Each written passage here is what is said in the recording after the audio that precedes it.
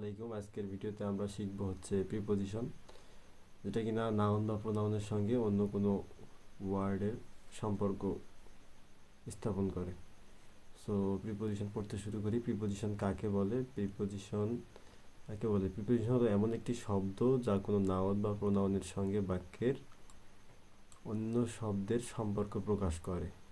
Preposition হলো এমন একটি শব্দ যা কোনো নাউন বা প্রোনাউনের সঙ্গে বাক্যের অন্য শব্দের সম্পর্ক প্রকাশ করে মানে হচ্ছে নাউন বা প্রোনাউনের সঙ্গে সম্পর্ক তৈরি করে, অর্থাৎ এটি বলে দেয় কোথায়, কখন, কিভাবে বা কিসের সঙ্গে সম্পর্কিত হবে কোনো কিছু ঘটছে। ঠিক আছে, সহজভাবে কি প্রিপোজিশন মানে অবস্থান বা সম্পর্ক বোঝানো শব্দ। ঠিক আছে, মানে কোনো একটা নাউন বা প্রোনাউনের সঙ্গে যে কোনো একটা কাজের সম্পর্ক, সেই সম্পর্কটা বোঝানোর জন্য যে শব্দটা ব্যবহার করা হয় সেটা হচ্ছে প্রিপোজিশন। এক্সাম্পল দেওয়া আছে, এই যে on, under, in, to, after, এগুলো হচ্ছে প্রিপোজিশন। কিন্তু এগুলো আমরা যখন এক্সাম্পলগুলো দেখব, মানে প্রিপোজিশনের প্রকারভেদগুলো দেখব, তখন ভালো করে বুঝবো। প্রিপোজিশন কেন শিখবো? প্রিপোজিশন জানলে বাক্যের অবস্থান ও সম্পর্ক পরিষ্কারভাবে বোঝা যায়। তারপরে হচ্ছে এক্সামে ফিল ইন দ্য ব্ল্যাঙ্কস থাকে, অবশ্যই প্রিপোজিশনের জন্য ফিল ইন দ্য ব্ল্যাঙ্কস থাকে। এখন প্রিপোজিশনের অবস্থান, প্রিপোজিশন সাধারণত নাউন বা প্রোনাউনের আগে বসে। সাধারণত মানে প্রায় সবসময় নাউন বা প্রোনাউনের আগে প্রিপোজিশন বসে। প্রিপোজিশন থাকলে তারপরে একটা নাউন অথবা প্রোনাউন থাকতেই হবে। আর স্ট্রাকচার হচ্ছে প্রিপোজিশন প্লাস নাউন অথবা প্রোনাউন। এক্সাম্পলগুলো একই, এই যে ওয়ান, তারপরে টেবিল দেওয়া আছে, beside, friend, over, tree. Preposition প্রধানত কয় প্রকার?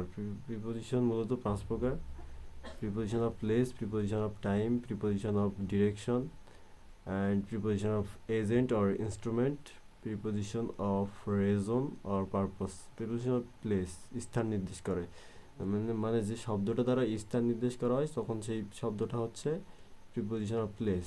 আবার সময় নির্দেশন করলে প্রিপোজিশন অফ টাইম, দিক বা গতি নির্দেশ করলে ডিরেকশন আর মুভমেন্ট, কারো মাধ্যম বা কোন জিনিস দ্বারা নির্দেশ করলে সেটা হচ্ছে এজেন্ট বা ইনস্ট্রুমেন্ট। আর হচ্ছে preposition of Rezon or purpose, কারণ বা উদ্দেশ্য, বিকজ অফ, অ্যাজ, এগুলো হচ্ছে কারণ।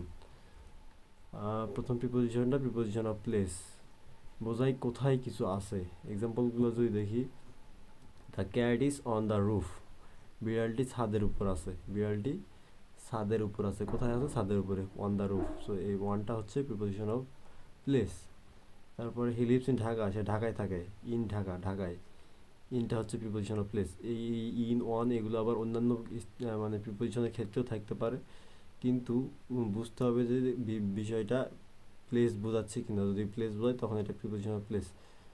তারপরে the boy is under the tree, ছেলেটি গাছের নিচে আছে। আন্ডার, এই যে আন্ডার। সুতরাং আমরা যেটা বুঝলাম, প্রিপোজিশন অফ প্লেসের ক্ষেত্রে অবশ্যই যে প্রিপোজিশন শব্দটা ব্যবহার করবে সেটা একটা জায়গাকে নির্দেশ করবে, বোঝাবে কোথায় কোনো জিনিস আছে।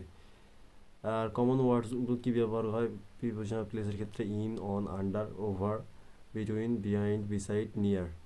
তারপর হচ্ছে প্রিপোজিশন অফ টাইম, বোঝায় কখন কিছু ঘটছে, মানে কোনো কিছু যদি ঘটে সেই ঘটনাটা কখন ঘটতেছে সেটা বোঝানোর জন্য যে প্রিপোজিশনগুলো ব্যবহার করা হয় সেই প্রিপোজিশনগুলো হচ্ছে প্রিপোজিশন অফ টাইম। সেক্ষেত্রে মেইনলি যে প্রিপোজিশনগুলো ব্যবহার করা হয় সেগুলো হচ্ছে at, on, in, before, after, during, since, for.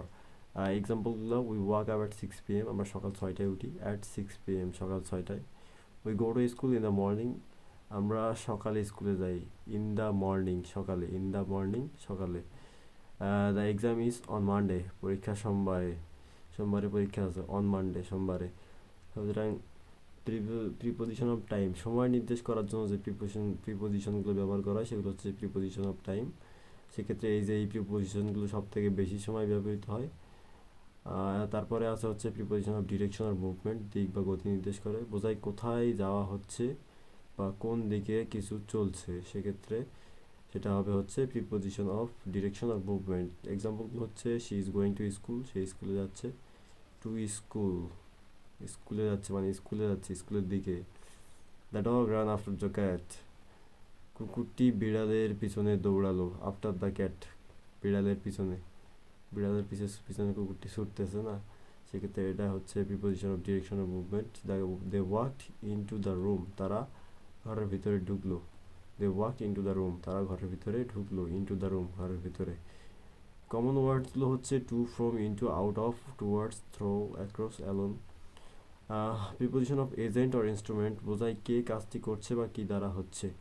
Example হচ্ছে the letter was written by Rahim, চিঠি রহিম লিখেছিল। এটা একটা প্যাসিভ সেন্টেন্স। সেক্ষেত্রে প্যাসিভ সেন্টেন্স করার ক্ষেত্রে এই যে ওয়াজ রাইটেন এটা ভার্ব। এখন বাই রহিম, রহিম দ্বারা একটি চিঠিটি লেখা হয়েছিল, অথবা রহিম চিঠিটি লিখেছিল। এই যে বাই রহিম এটা হচ্ছে মানে বোঝাচ্ছে কাজটি কে করছে বা কার মাধ্যমে হচ্ছে, কাজটি রহিমের মাধ্যমে হচ্ছে। The boy was hit with a stick, ছেলেটিকে একটি লাঠি দিয়ে মারা হয়েছিল। The boy was hit with a stick by the policeman.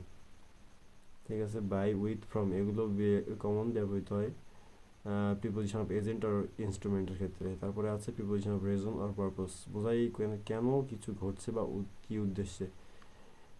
Common ওয়ার্ডস হচ্ছে ফর মানে জন্য, কারণ, of, because of, due to, সবগুলো মানে হচ্ছে কারণে। সো এক্সাম্পলগুলো যদি দেখি, হি ডাইট অফ ফিভার, সে জ্বরে মারা গিয়েছে, জ্বরের কারণে মারা গেছে, died of.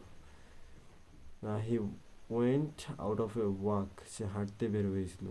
Say went out for a walk, of বললাম। সে went out for a walk, for a walk হাঁটতে বের হয়েছিল। কেন বের হয়েছিল, কী কারণে, হাঁটতে।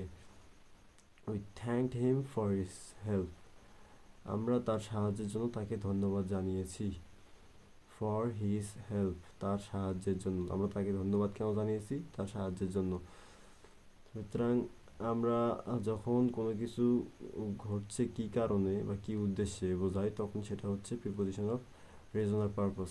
আমাদের মূল উদ্দেশ্য হচ্ছে প্রিপোজিশন চিনতে হবে। একটা সেন্টেন্সের মধ্যে অবশ্যই প্রিপোজিশন থাকবে, আর সেই প্রিপোজিশনটাকে আমাদেরকে চিনতে হবে। এবং আরেকটা উদ্দেশ্য সেটা হচ্ছে যখন গ্যাপ ফিলিংগুলো থাকবে, সেক্ষেত্রে একটা জায়গায় যখন গ্যাপ থাকবে, সেই গ্যাপটাতে কোন প্রিপোজিশনটা আমাদেরকে ব্যবহার করতে হবে, সেই উদ্দেশ্যে প্রিপোজিশন পড়া।